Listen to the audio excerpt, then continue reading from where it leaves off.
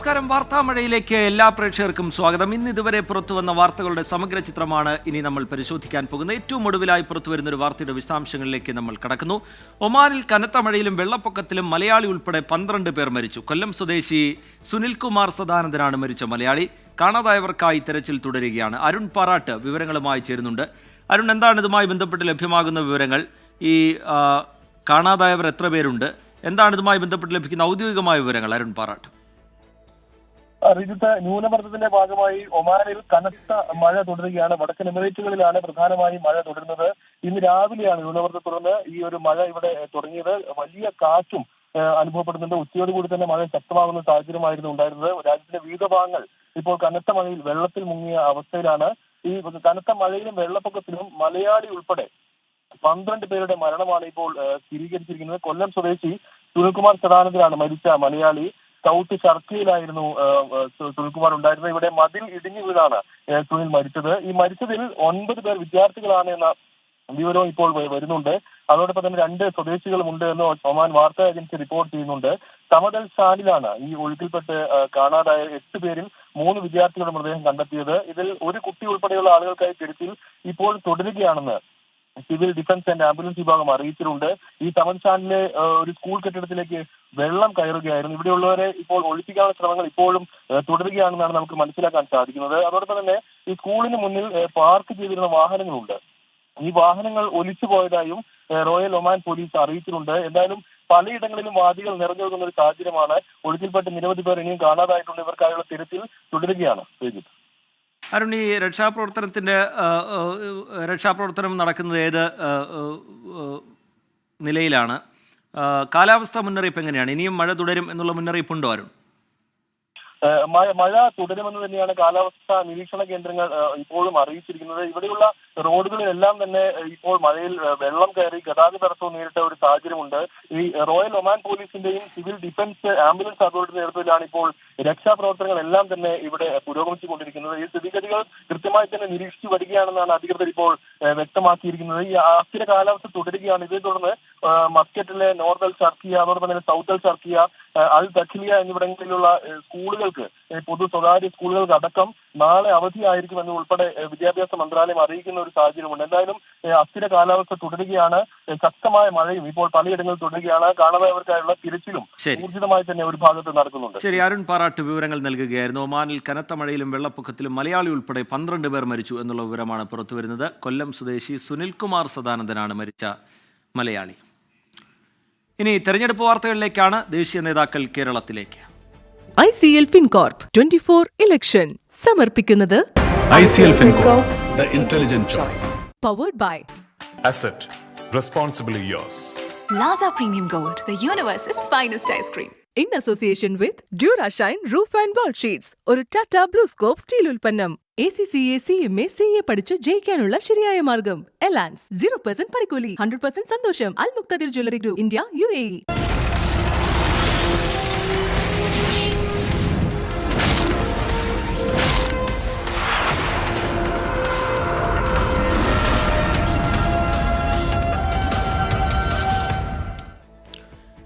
സംസ്ഥാനത്ത് പൊതുതെരഞ്ഞെടുപ്പിന് 12 ദിവസം മാത്രം ശേഷിക്കെ ദേശീയ നേതാക്കളെ ഇറക്കി പ്രചാരണം ശക്തമാക്കാനൊരുങ്ങി മുന്നണികൾ. പ്രധാനമന്ത്രി നരേന്ദ്രമോദി ഇന്നും രാഹുൽ ഗാന്ധി നാളെയും കേരളത്തിലെത്തും. ഇരുവരും നാളെ പ്രചാരണത്തിനിറങ്ങും. തിരുവനന്തപുരത്തെ BJP സ്ഥാനാർത്ഥി രാജീവ് ചന്ദ്രശേഖരനായി നടി ശോഭന പ്രചാരണത്തിനിറങ്ങി. കാണാം ഇന്നത്തെ ലീഡ് സ്റ്റോറി. ആലത്തൂർ മണ്ഡലത്തിലെ കുന്നംകുളത്തും തിരുവനന്തപുരം കാട്ടാക്കടയിലുമാണ് പ്രധാനമന്ത്രിയുടെ പരിപാടികൾ. ഈ മാസം 22 വരെ സംസ്ഥാനത്തെ വിവിധയിടങ്ങളിൽ രാഹുൽ ഗാന്ധിയും പ്രചാരണം നടത്തും. നാളെ വൈകിട്ട് 6-ന് കോഴിക്കോട് ബീച്ചിൽ നടക്കുന്ന മഹാറാലിയിൽ രാഹുൽ പങ്കെടുക്കും. വരും ദിവസങ്ങളിൽ LDFും ദേശീയ നേതാക്കളെ പ്രചാരണത്തിനെത്തിക്കും.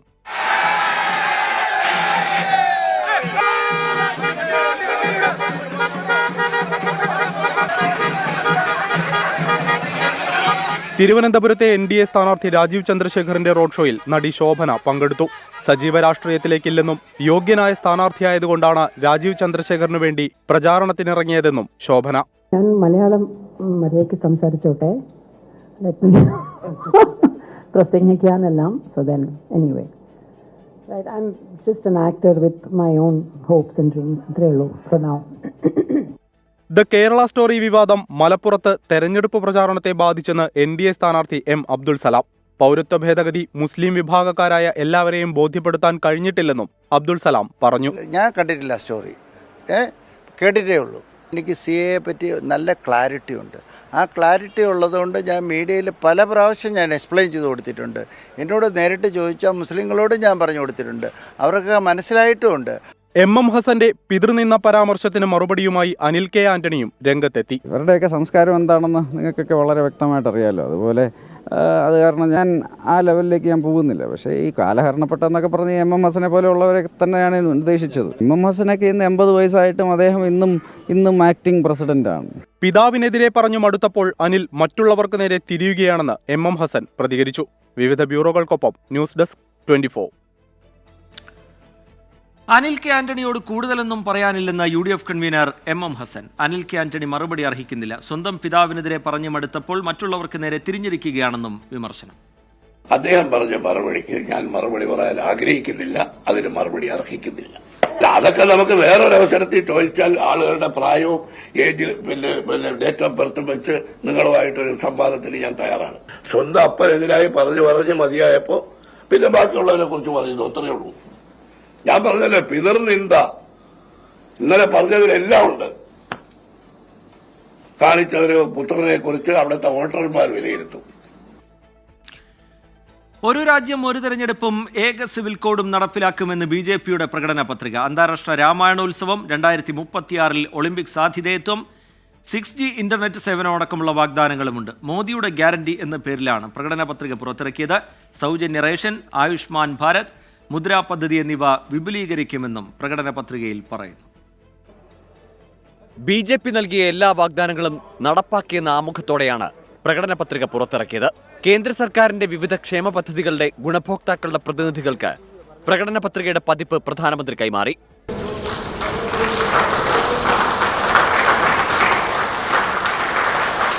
ഒരു രാജ്യം ഒരു തെരഞ്ഞെടുപ്പ്, ഏകീകൃത സിവിൽ കോഡ് എന്നിവ നടപ്പാക്കുമെന്ന് പ്രധാനമന്ത്രി. नारी शक्ति वंदन अधिनियम अब कानून बन चुका है. बीजेपी ने आर्टिकल 370 को हटाया और हम CAA लेकर आए. 2036 ഒളിമ്പിക്സ് ഗെയിംസിന് ആതിഥേയത്വം വഹിക്കാൻ ഇന്ത്യൻ ഒളിമ്പിക് അസോസിയേഷൻ സൗകര്യമൊരുക്കുമെന്നും പ്രകടന പത്രികയിൽ പ്രഖ്യാപനമുണ്ട്. വനിതാ സംവരണത്തിന് ഊന്നൽ നൽകുന്ന പ്രകടന പത്രികയിൽ ലഖ്പതി ദീദി പദ്ധതി 3 കോടി സ്ത്രീകൾക്കായി വിപുലീകരിക്കുമെന്നും പ്രഖ്യാപനം.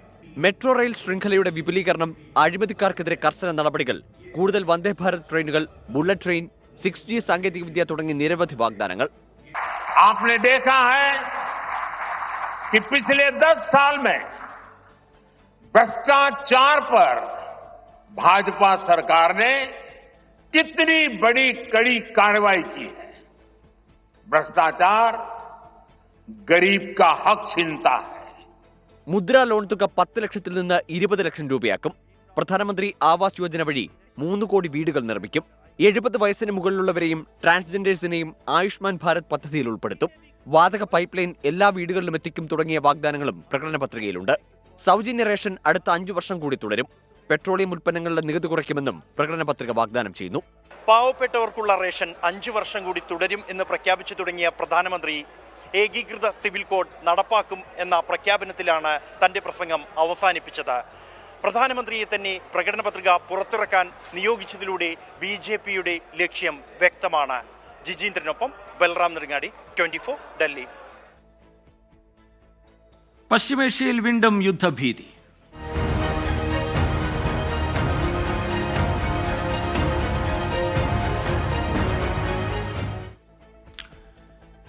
ഡ്രോൺ ആക്രമണത്തിന് പിന്നാലെ ഇസ്രയേലിനും അമേരിക്കയ്ക്കും മുന്നറിയിപ്പുമായി ഇറാൻ.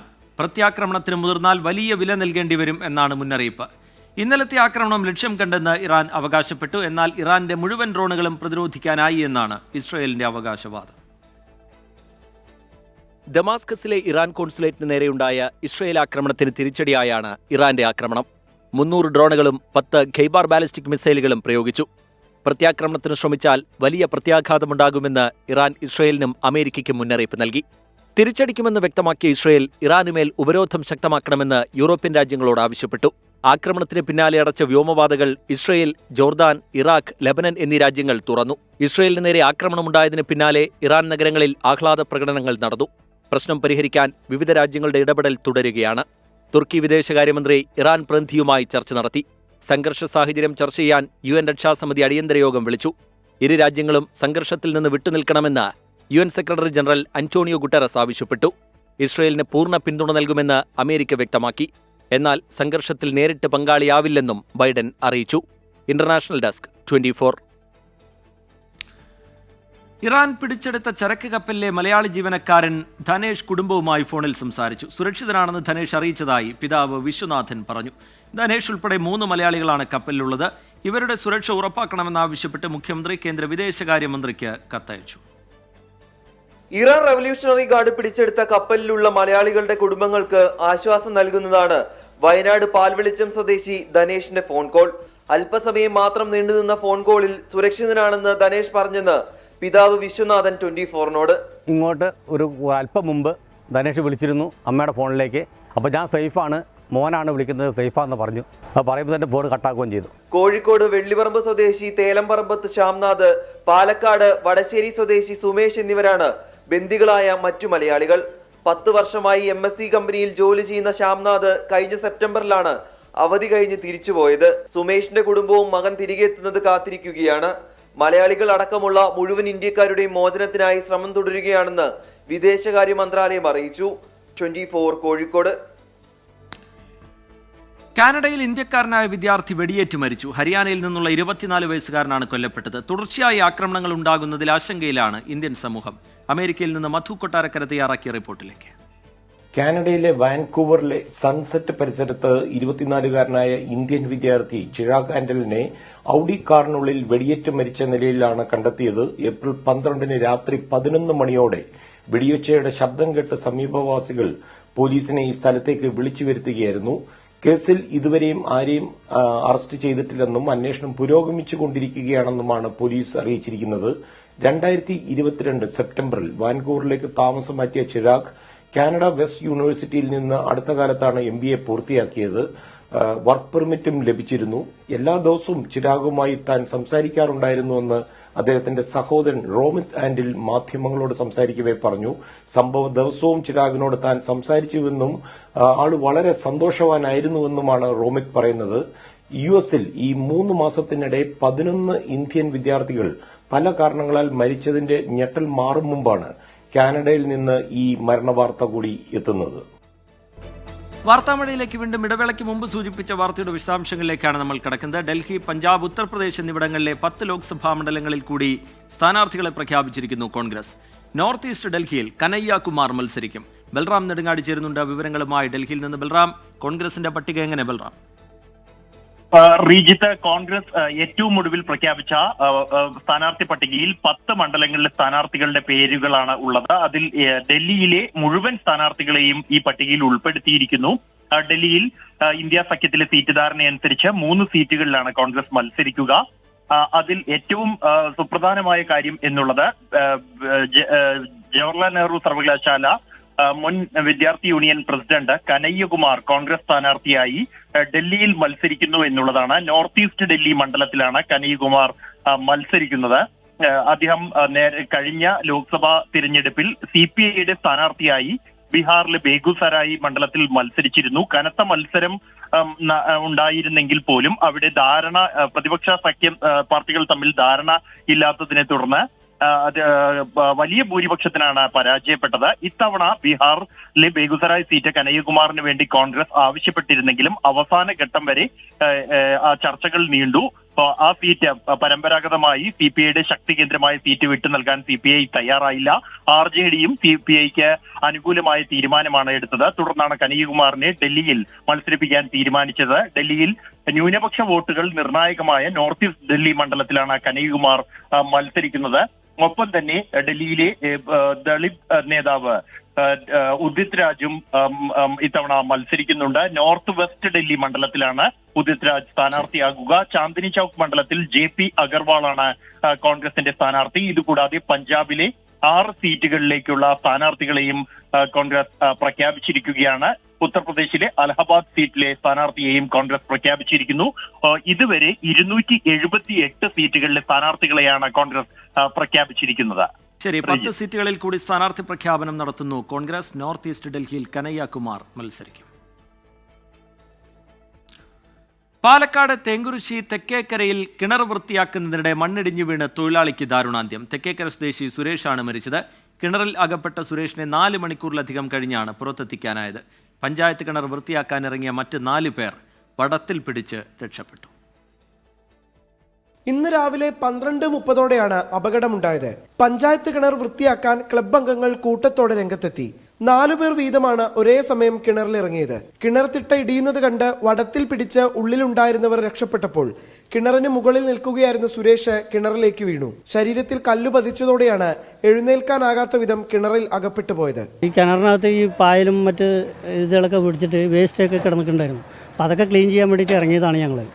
ഇറങ്ങി ഏകദേശം ഒരു ബാച്ച് ഇറങ്ങി അത് ക്ലീൻ ചെയ്തതിന് ശേഷം ഞങ്ങൾ ചൂലുകൊണ്ട് സൈഡിൽ ഈ പായലൊക്കെ കിടക്കണ്ടായിരുന്നു. ചൂലുകൊണ്ടൊക്കെ അടിച്ചു വൃത്തിയാക്കാൻ വേണ്ടി അടുത്ത ബാച്ച് 3 ആൾ ഞങ്ങൾ ഇറങ്ങിയതായിരുന്നു.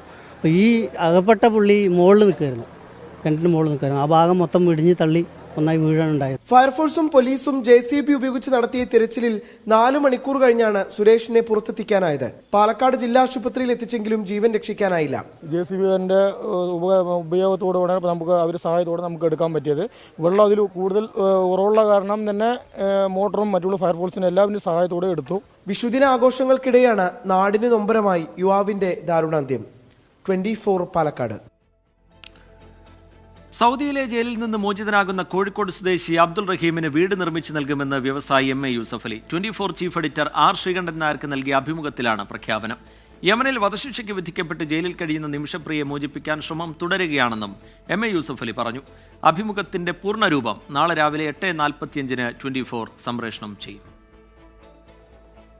അബ്ദുൾ റഹീമിനു വേണ്ടി ചുരുങ്ങിയ സമയം കൊണ്ട് 34 കോടി രൂപ സമാഹരിച്ചപ്പോൾ മലയാളിയുടെ ഐക്യം ഒരിക്കൽ കൂടി ശക്തി തെളിയിച്ചു.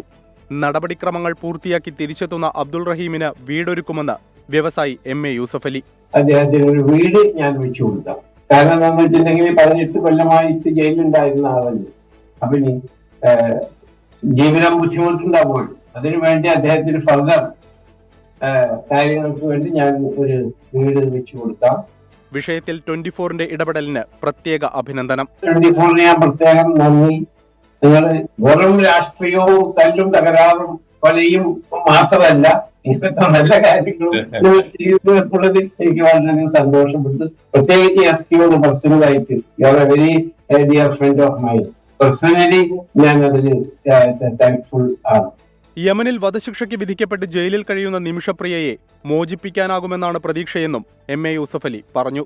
ഞാനും കേന്ദ്ര ഗവൺമെന്റും ഒരുമിച്ച് ആ കാര്യത്തിന് വേണ്ടി ഏത് നിലയ്ക്ക് നമ്മൾക്കത് സോൾവ് ചെയ്യാം എന്നുള്ളതിനെ പറ്റി ഞങ്ങൾ പരിശ്രമിച്ചുകൊണ്ടിരിക്കുകയാണ്. PVRും ഫെഫ്കയും തമ്മിലുള്ള പ്രശ്നം പരിഹരിക്കാൻ ഇടപെട്ടത് മലയാള സിനിമയെയും പ്രേക്ഷകരെയും ഓർത്താണെന്ന് MA യൂസഫ് അലി വ്യക്തമാക്കി.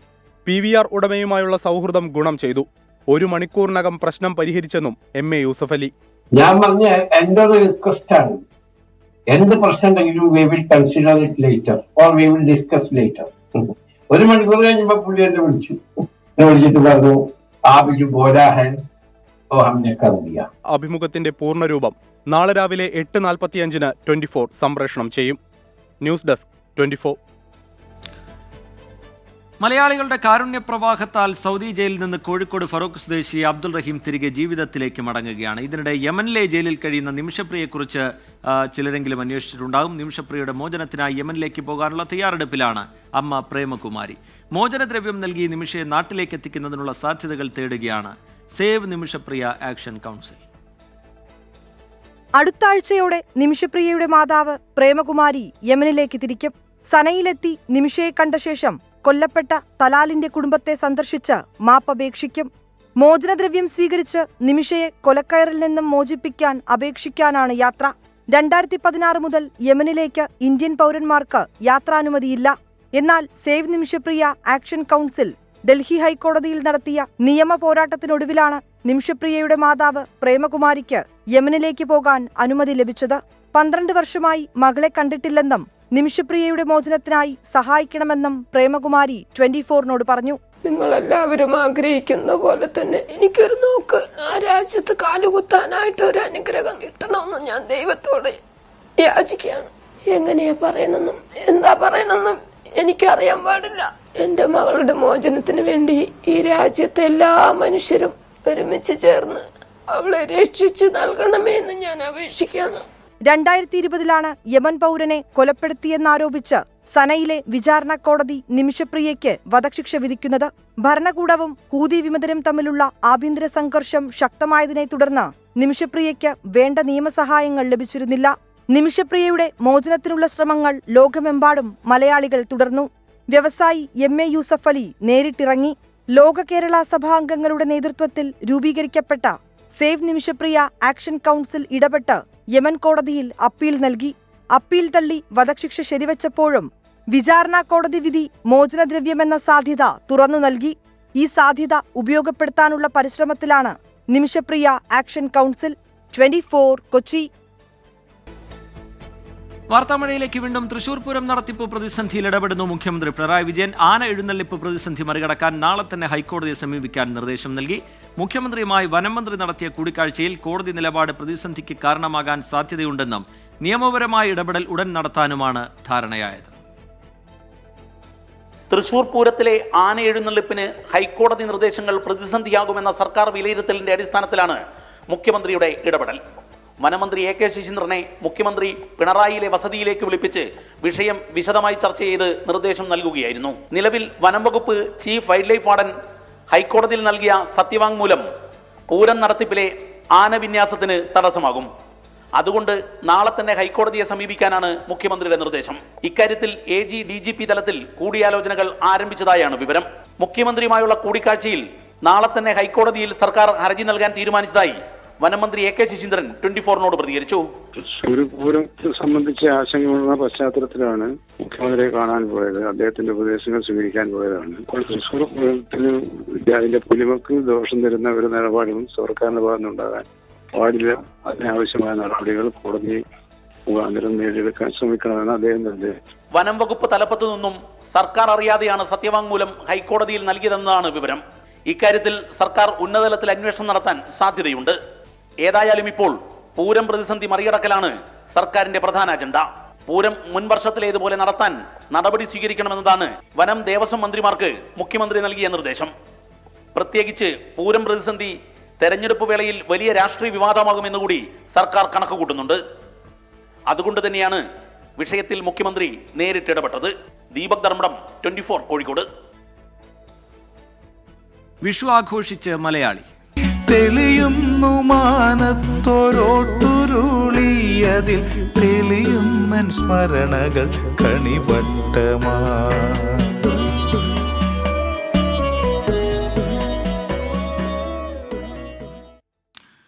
ആഘോഷമായി മേടപ്പുലരിയെ വരവേറ്റ് മലയാളികൾ. കേരളത്തിനകത്തും പുറത്തും പൊലിമ ഒട്ടും കുറയാതെ മലയാളികൾ വിഷു ആഘോഷിച്ചു. പ്രധാന ക്ഷേത്രങ്ങളിലെല്ലാം രാവിലെ മുതൽ വലിയ ഭക്തജനത്തിരക്ക് അനുഭവപ്പെട്ടു.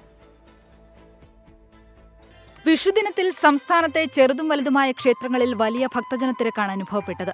ശബരിമലയിലും ഗുരുവായൂരിലും ആയിരങ്ങളാണ് കണി കാണാനെത്തിയത്. തിരക്ക് നിയന്ത്രിക്കാൻ ക്ഷേത്രങ്ങളിൽ കൂടുതൽ ക്രമീകരണങ്ങൾ ഏർപ്പെടുത്തിയിരുന്നു. മണ്ഡല മകരവിളക്ക് കാലത്തേതിന് സമാനമായ തിരക്കാണ് ശബരിമലയിൽ അനുഭവപ്പെട്ടത്. ക്ഷേത്രതന്ത്രിയും മേൽശാന്തിയും ചേർന്ന ഭക്തർക്ക് വിഷു കൈനീട്ടം നൽകി. പുലർച്ചെ 2:42 ആരംഭിച്ച വിഷുക്കണി ദർശനം കാണാൻ ഗുരുവായൂരിലും ഭക്തജനങ്ങൾ ഒഴുകിയെത്തി. തിരുവനന്തപുരം പത്മനാഭസ്വാമി ക്ഷേത്രം, ആറന്മുള പാർത്ഥസാരഥി ക്ഷേത്രം എന്നിവിടങ്ങളിലും ദർശനത്തിന് വൻ തിരക്കാണ് അനുഭവപ്പെട്ടത്.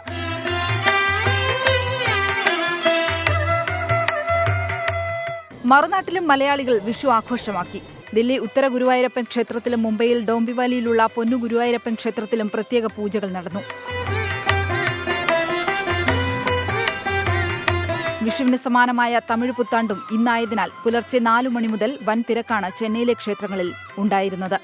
ബംഗളൂരുവിൽ മലയാളി കൂട്ടായ്മകളുടെ നേതൃത്വത്തിൽ വിവിധയിടങ്ങളിൽ വിഷു ആഘോഷങ്ങൾ നടന്നു. ഗൾഫിലും വിഷു ആഘോഷങ്ങൾ പൊടിപൊടിക്കുകയാണ്. News desk 24. ഇടുക്കി അടിമാലിയിൽ മോഷണ ശ്രമത്തിനിടെ വയോധികയെ കഴുത്തറത്ത് കൊലപ്പെടുത്തിയ പ്രതികൾ പിടിയിൽ. കൊല്ലം കിളികൊല്ലൂർ സ്വദേശി KJ അലക്സ്, കവിത എന്നിവരെ പിടികൂടിയത് പാലക്കാട്ട് നിന്ന്. മോഷണം മുതൽ അടിമാലിയിലെ സ്വകാര്യ ധനകാര്യ സ്ഥാപനത്തിൽ പണയം വെച്ചതാണ് പ്രതികളെ കുടുക്കിയത്. വീട് വാടകയ്ക്ക് എടുക്കാനെന്ന വ്യാജേനയാണ് പ്രതികളായ കവിതയും KJ അലക്സും അടിമാലിയിലെത്തിയത്. ഫാത്തിമ കാസിമിന്റെ വീട്ടിലെത്തിയ പ്രതികൾ ഇന്നലെ പകൽ 11 മണിക്കും 4 മണിക്കുമിടയിൽ കൊലപാതകം നടത്തി. സ്വർണമാല മോഷ്ടിക്കുകയായിരുന്നു ലക്ഷ്യം. കൊലപാതകത്തിന് ശേഷം മുറിക്കുള്ളിൽ മുളകുപൊടിയും വിതറി. വൈകിട്ട് തന്നെ മോഷണം മുതൽ അടിമാലിയിൽ പണയം വെച്ച് പണമാക്കി പ്രതികൾ ജില്ലാ അതിർത്തി കടന്നു. നാട്ടുകാരുടെ മൊഴിയുടെ അടിസ്ഥാനത്തിൽ പ്രതികളുടെ CCTV ദൃശ്യങ്ങൾ പോലീസ് ശേഖരിച്ചു. തുടർന്നാണ് ധനകാര്യ സ്ഥാപനത്തിൽ പോലീസ് എത്തുന്നത്. തെറ്റായ പേരുവിവരങ്ങളാണ് പ്രതികൾ ധനകാര്യ സ്ഥാപനത്തിൽ നൽകിയിരുന്നതെങ്കിലും ഫോൺ നമ്പറിൽ കുടുങ്ങി. പണയം വെച്ചപ്പോൾ OTP ലഭിക്കുന്നതിനായി നൽകിയ ഫോൺ നമ്പർ കേന്ദ്രീകരിച്ചാണ് അടിമാലി പോലീസ് പ്രതികളിലേക്ക് എത്തിയത്. പാലക്കാട് നിന്ന് പിടികൂടിയ പ്രതികളെ അടിമാലിയിലെത്തിച്ചു. ഇന്നലെ വൈകിട്ട് 4 മണിക്ക് ശേഷം ഫാത്തിമയുടെ മകൻ സുബൈർ എത്തുമ്പോഴാണ് നാടിനെ നടുക്കിയ കൊലപാതകം പുറം ലോകം അറിയുന്നത്. പ്രതികളെ അതിവേഗം പിടികൂടിയത് പോലീസിന്റെ കൃത്യമായ ഇടപെടലാണ്. 24 ഇടുക്കി. ആറ്റിങ്ങൽ ലോക്സഭാ മണ്ഡലത്തിലെ രാഷ്ട്രീയ വിഷയങ്ങൾ ചർച്ചയാക്കി 24. ആറ്റിങ്ങൽ ബൈപ്പാസിനെ ചൊല്ലി 3 മുന്നണികളും തമ്മിൽ കടുത്ത വാക്പോരുണ്ടായി.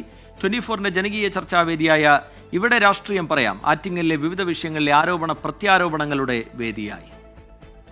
2019 വരെ താങ്കൾ MP ആയിരുന്നു. ഇവിടെ 2016 മുതൽ LDF സർക്കാർ. അപ്പോൾ അതാര് തടസ്സപ്പെടുത്തി? വർക്കല ക്ലിഫിൽ നടന്ന ചർച്ചയിൽ ചൂടേറിയ വിഷയമായത് ആറ്റിങ്ങൽ ബൈപ്പാസ് തന്നെയാണ്. ജനങ്ങളുടെ നാളുകളായുള്ള ആവശ്യം വല്ലാതെ വൈകിപ്പിക്കുന്നതാരെന്ന പരാതിയും ചോദ്യവും ജനങ്ങളിൽ നിന്ന് ഉയർന്നു. ഈ 5 വർഷക്കാലം ഈ മനുഷ്യൻ എവിടെയായിരുന്നു?